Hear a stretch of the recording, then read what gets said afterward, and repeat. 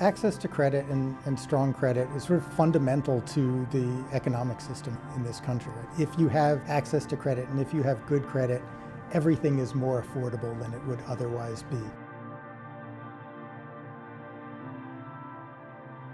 If you don't have a credit score, you're not going to be able to fully participate in things like qualifying for apartments, becoming a homeowner, getting job opportunities, even getting car loans. And what's unfortunate is that despite the fact that this number is so important, there's over 45 million people in America who have no credit score. We've already seen the data. Renters have less than 10x the amount of equity and overall wealth that homeowners do, and a credit score is a big part of that. A few years ago, back in 2020, we were taking a really close look at the market and some of the challenges that we saw renters facing across the country. We saw this gap that renters do not have their on-time rent payments reported, right? This is the biggest expense that a renter has any given month, and they're not getting credit for it. The goal of the initiative with Freddie Mac and Esusu is really focused on a win-win-win construct. A win for the renter so they can establish or build their credit scores.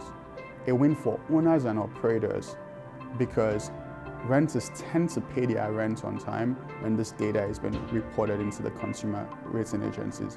And a win for society at large. When we learned about the initiative between Freddie Mac and Esusu, we really saw that as a great opportunity to scale. And what we found in Esusu was a mission-aligned partner who agreed with Enterprise's approach to credit reporting of rental history, that it should be an opportunity to lift renters up as opposed to push them down. We have seen a ton of success metrics. A few that really stand out to me are first and foremost that over 184,000 units have been enrolled in the program, and the renters residing in those units are building their credit every single month. Beyond that, we've seen over 27,000 renters establish a credit score for the first time. What that means is before, they were completely invisible in our financial system. And now today, they're able to participate and access some of the same products that all of us take for granted. What excites me about Esusu's platform is that they're really about access, and that's access to the American dream, particularly for marginalized groups. And with good credit, you're able to do things like buy a car, to buy a home, and really to go back and figure out ways to lower expenses for just the basic items. We've seen some interesting outcomes, one of which is most practical and tangible is that we've seen over 100,000 new lines of credit being established.